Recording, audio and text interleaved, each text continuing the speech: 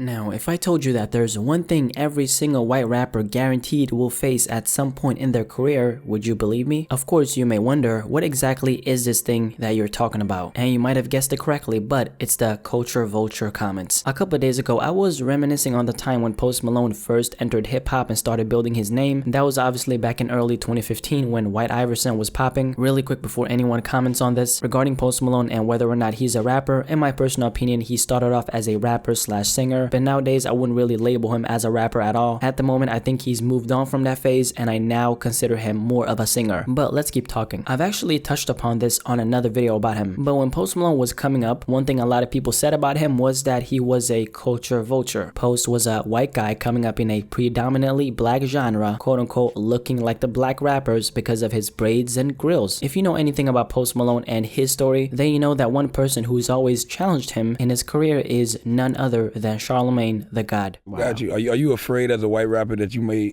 be considered a culture vulture? I'm not scared. I'm not scared because I'm not trying to be anybody that I'm not. True indeed.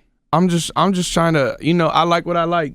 And I don't think I'm biting off of a certain culture or copying a certain culture or trying to be part of a certain culture because, I like what I like. I'm not gonna lie, I think Charlemagne the God went a little bit too far when it comes to challenging Post Malone. Contrary to popular belief, I don't dislike him, but after reading this Rolling Stone interview, not only is his music not my cup of mayonnaise, but neither is his personality. The Rolling Stone interview he's talking about is the one where Post Malone says this about Charlemagne. I wish I'd said, what are you doing for Black Lives Matter? Some sassy shit to shut him up, like maybe my music is not the best, but I know I'm not a bad person, so you're just being a hater. If you're wondering what Post Malone is referring to here when he says, what are you doing for Black Lives Matter? He's talking about this moment right here. What are you doing for the Black Lives Matter movement?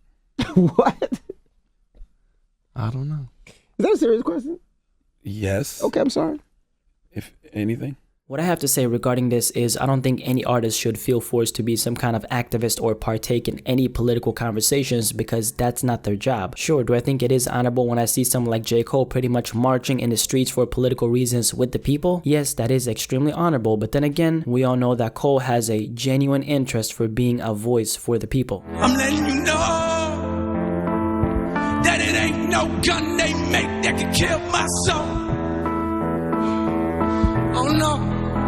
Now let's talk about another person I think is extremely important in this conversation, and that is Macklemore. I don't think people ever gave Macklemore the respect he deserved in terms of how selfless he actually was. Macklemore was one of the rare white rappers who at the peak of his career decided to release a song like White Privilege 2, which pretty much led to him alienating a big portion of his fan base because people didn't agree with where he was going with it. You speak about equality, but do you really mean it? Are you marching for freedom or when it's convenient? Want people to like you, want to be accepted. That's probably why you are out here protesting. This song was pretty much describing Macklemore's own perspective of racial injustice, both inside and outside of hip-hop, Black Lives Matter, and Macklemore questioning whether or not he himself is a culture vulture. Not only did Macklemore lose support from a lot of his white fans, but he also got a lot of backlash from the people he was speaking up for, which is the black community. He himself spoke about this on an interview with Rolling Stone and said, this song was a processing out loud, and it wasn't like how can we beat the critics to the punch? How can we exempt ourselves from this angle and this angle